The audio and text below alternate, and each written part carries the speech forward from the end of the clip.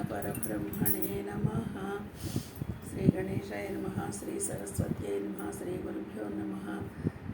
सदाशिवसमारम्भं शङ्कराचार्यमध्यमाम् अस्मदाचार्यपर्यन्तां वन्दे गुरुपरम्परां। स्मृतिस्मृतिपुराणानामालयं करुणालयं नमामि भगवत्पादशङ्करं लोकशङ्करं। हरिः ओम्।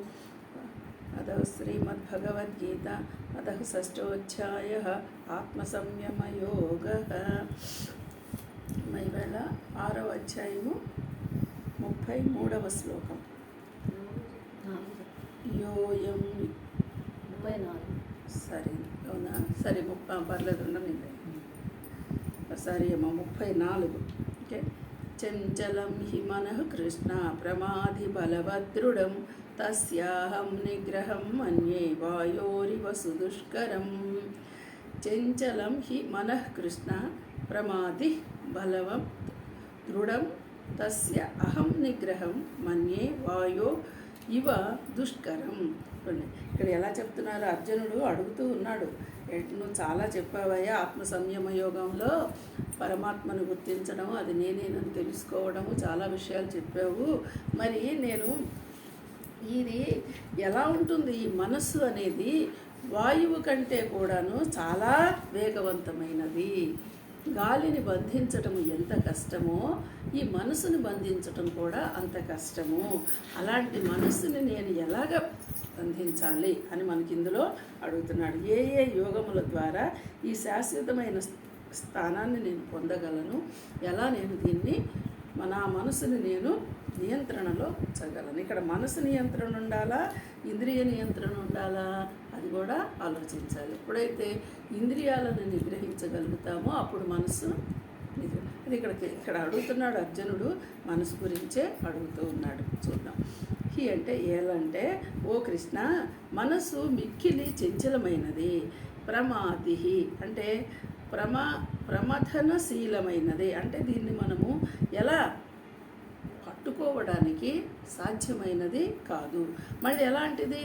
చాలా దృఢమైనది, అంటే చాలా గట్టిది.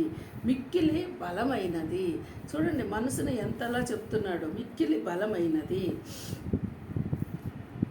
అంటే ఎలా మదించే స్వభావం ఉంది ఈ మనసుకి.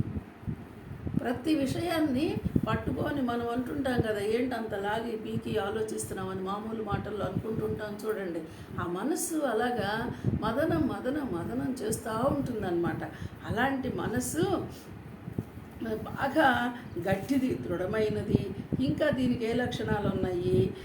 తస్య నిగ్రహం, దానిని నిగ్రహించుట ఎలాగా? అందువల్ల ఇలాంటి మనసుని నిగ్రహించటము ఎలాగా? వాయో ఇవ అంటే వాయువుని నిగ్రహించటం వలే. చూడండి, దుష్కరం. గాలిని ఏ విధంగా అయితే మనం బంధించలేమో అలాగే ఈ మనసును కూడా బంధించడం అనేది చాలా కష్టతరమైన పని అని చెప్తున్నారు. అయితే అని అడుగుతున్నాడు అర్జునుడు.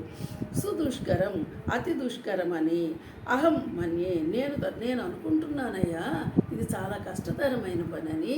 నువ్వేమో చెప్తున్నావు ఈ మనసు గురించి తెలుసుకోమని, మనసుని నీ అధీనంలో ఉంచుకోమని చెప్తున్నావు. మరి ఈ మనసును నా అధీనంలో ఉంచుకోవడం అనేది ఎలాగా?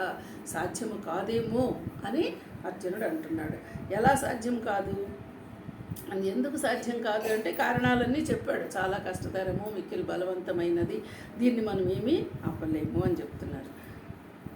తర్వాత శ్లోకంలో శ్రీ భగవానువాచ అసంశయం మహాబాహో మనో దుర్నిగ్రహం చలం అభ్యాసేన తు కౌంతేయ వైరాగ్యేన చ గుహ్యతే. ఇక్కడ భగవానుడు సమాధానం చెప్తూ ఉన్నాడు అర్జునుడు అడిగిన ప్రశ్నలకి. ఏమని? మహాబాహో అంటే ఓ అర్జున, ఇక్కడ అర్జునుడిని మహాబాహు అంటే గొప్ప భుజబలము గలవాడా అని సంబోధిస్తూ అర్జున నిస్సందేహముగా, ఇక్కడ చూడండి ఆయన మనసుకు కదా కావాలి మహాబాహు, గొప్ప బలవంతుడా అంటున్నాడు. అంటే ఈయన బలాన్ని 2 విధాలుగా తీసుకుంటున్నాడు. భుజబలం గలవాడు, నీ మనసు కూడా అలాంటి దృఢమైనదే అని చెప్పడం సంకేతం. అలాగే అర్జున నిస్సందేహముగా మనసు చంచలమైనదే, ఎలాంటి అనుమానం లేదు. మనసు ఎప్పుడు కూడా అది చంచలమైందే. కానీ దుర్నిగ్రహం అంటే నిగ్రహింప శక్యము కానిదే. నిజమే, దీన్ని నిగ్రహించడం కష్టమే, ఒప్పుకుంటాం. కానీ అయితే ఓ కుంతిపుత్ర, అభ్యాసేన చ అభ్యాసము చేతను వైరాగ్యేణ వైరాగ్యములను గుహ్యతే నిగ్రహింపబడును. ఇంత కష్టమైన మనస్సు నీ ఎలా నిగ్రహించుకోగలుగుతామయ్యా? అభ్యాసం. రెండవది వైరాగ్యము. చూడండి, అభ్యాసము అంటే మనము ప్రతినిత్యము కొంత ధ్యానము, కొంత యోగము, కొంత స్వాధ్యాయనము, కొంత విమర్శ, ఆత్మ విమర్శ. ఎక్కడ పరమాత్మ ఎక్కడ ఎక్కడ ఎక్కడ నాలోనే ఉన్నవాడిని ఎందుకు గుర్తించలేకపోతున్నాం అనేటువంటి మనం రోజు చెప్పుకుంటున్నాం కదా, శ్రవణ మనన నిధిధ్యాసనములని. వీటి మీద మనసు పెట్టి ఆలోచిస్తే అది అభ్యాసం. ప్రతినిత్యము అభ్యాసం. ఈ అభ్యాసం వల్ల కేవలం అభ్యాసం, నేను బాగా చదువుతున్నానండి, బాగా వింటున్నాను, బాగా ఆలోచిస్తున్నాను, దీని గురించి నాకు మనసు గురించి అవగాహన చేస్తున్నాను అన్నంత మాత్రాన సరిపోదు. వైరాగ్యం కూడా ఉండాలి. వైరాగ్యం అనేది తెచ్చుకోకపోతే ఆత్మజ్ఞానం అనేది కొంచెము కష్టమే. ఇక్కడ అర్జునుడికి ఏ వైరాగ్యం చెప్తున్నాడు ఒకసారి ఆలోచిస్తే, ముందు నుంచి వీళ్ళందరూ నా వాళ్ళు, నా వాళ్ళు, నా చుట్టాలు, నా బంధువులు, వీళ్ళని చంపడం ఎలాగని కదా చెప్తున్నాడు. ఇప్పుడు నీ వాళ్ళు ఎవరయ్యా అని 2వ అధ్యాయంలో చెప్పేశాడు కదా. మరి ఇప్పుడు ఈ వైరాగ్యం ఎందుకు తెచ్చుకోమంటున్నాడు? వీటి మీద ఉన్నటువంటి అహంకార మమకారాలని వదులుకోవాలి. ఆ అహంకార మమకారాలను వదులుకోవడమే వైరాగ్యం. ఇక్కడ అహంకారము అంటే నేను, మమకారం అంటే నాది, నేను నాది అనేటువంటి మమకారాలు. అలాగే వాటిల్లో ఇంకా ద్వంద్వాల్లోకి వెళ్తే రాగద్వేషాలు అని చెప్తారు.